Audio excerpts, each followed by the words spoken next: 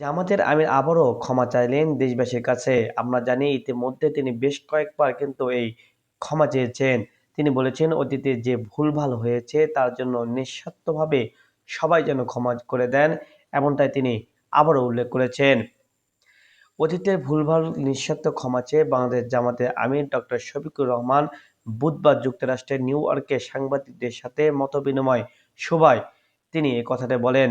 ১৯৪৭ সাল থেকে শুরু করে ২০২৫ সালে ২২শে অক্টোবর পর্যন্ত যত ভুল করেছে তার জন্য নিঃস্বার্থ ক্ষমা চেয়েছেন তিনি।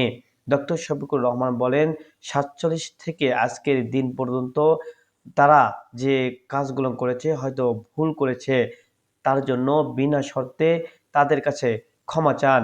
আমিরে জামাত আরও বলেন, এই এলোপাতাড়ি যে ক্ষমা প্রার্থনা করেছেন, ৩ বার তিনি একথা উল্লেখ করেছেন। অধ্যাপক গোলাম আজম, মতিউর রহমান নিজামী এবং আমিও চেয়েছি। কিছুদিন আগে একটি জায়গায় আমিও এই বিষয়ে ক্ষমা চেয়েছেন। শুধু এখন নয়, ৪৭ সাল থেকে জামাতে ইসলামের দ্বারা কেউ যদি কোনো কষ্ট পান, কারো কোনো যদি ক্ষতি হয়ে থাকে, আমি সব ব্যক্তি সংগঠনের পক্ষে নিঃস্বার্থে আপনাদের কাছে ক্ষমা চাই।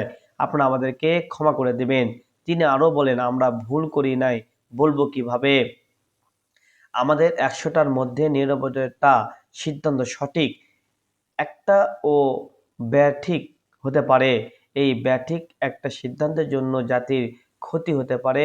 সেই ক্ষেত্রে আমার কোনো সিদ্ধান্তের জন্য যদি জাতির ক্ষতি হয়ে থাকে, তাহলে আমি আবারও ক্ষমা চাইতে দ্বিধাবোধ করব না।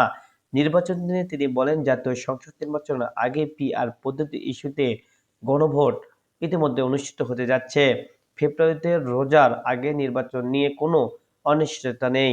জামাত ক্ষমতায় গেলে সংবিধানের অধীনেই অনুযায়ী ভাবেই দেশ চলবে বলে তিনি একথা বলেছেন। জামাতের আমিরের কথাগুলো সত্যি অসাধারণ হয়ে থাকে। সাধারণ মানুষ থেকে শুরু করে তার ভক্ত অনুসারীরা তার কথার জন্য কিন্তু মুগ্ধ হয়ে থাকে।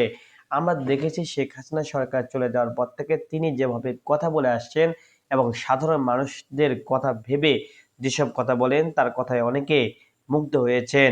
আমরা দেখেছি যে এর আগে শহরে উদ্যানে যে তিনি আলোচনা করেছেন, হঠাৎ অসুস্থ হয়ে পড়েছেন, সেখানেও কিন্তু সাধারণ মানুষটাও উপস্থিত হয়েছিল এবং তারা কিন্তু বলেছেন যে এরকম একজন নেতা এই মুহূর্তে দরকার। জামাত যেসব ভুল করেছে এ নিয়ে কিন্তু সমালোচনার মুখেও পড়েছে। অনেকে বলছেন যে এত মানুষ মারার পরে শুধুমাত্র ক্ষমা চাইলেই হবে না, এর বিচারের আওতায় নিয়ে আসতে হবে। অথচ বিএনপি সরকার যখন ছিল তখন কিন্তু কোনো বিচার করা হয়নি। শেখ হাসিনা সরকার থাকা অবস্থায় এদের বিচার করা হয়েছে। তবে এভাবে যেভাবে কথাগুলো বলল, যদিও তিনি উল্লেখ করেছেন বেশ কয়েকটি নেতাকর্মীকে কিন্তু জিজ্ঞেস করা হয়েছে যে আপনারা সে ১৯৭১ সালে যেসব ভুল করেছেন তার জন্য কি চান? নেতাকর্মীরাও কিন্তু বলেছেন যে সেই সময় আমার যদিও জন্ম হয়নি, যা হয়েছে আমার নেতাকর্মীরা করেছে তার জন্য আমরাও ক্ষমা প্রার্থী থাকবো। কেননা বুঝে না বুঝে কোন ফাঁদে তারা সব কাজ করেছে, যা আমাদের জানার বাহিরেই ছিল।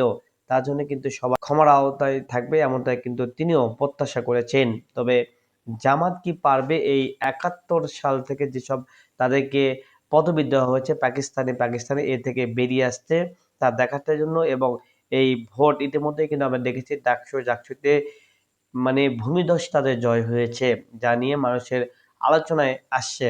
ডাকসু যেভাবে কাজ করে যাচ্ছে, সাদেক কায়েম তা যদি আরো এগিয়ে যায় তাহলে কিন্তু জামাতের জন্য অনেকটা ভালো হবে বলে তারা প্রত্যাশা করছে।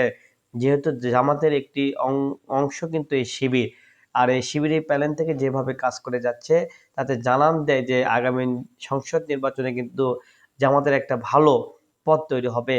কিন্তু জামাতের সাথে যেসব দল ছিল তা কিন্তু এখন আস্তে আস্তে সরে যাচ্ছে সবাই। হয়তো ৩০০ আসনেই লড়তে হবে জামাতকে। আর ৩০০ আসনের ভিতরে কয়টি আসন পাবে জামাত ইসলাম তা দেখার জন্য আরো কিছুটা সময় অপেক্ষা করলে হয়তো বেরিয়ে আসবে।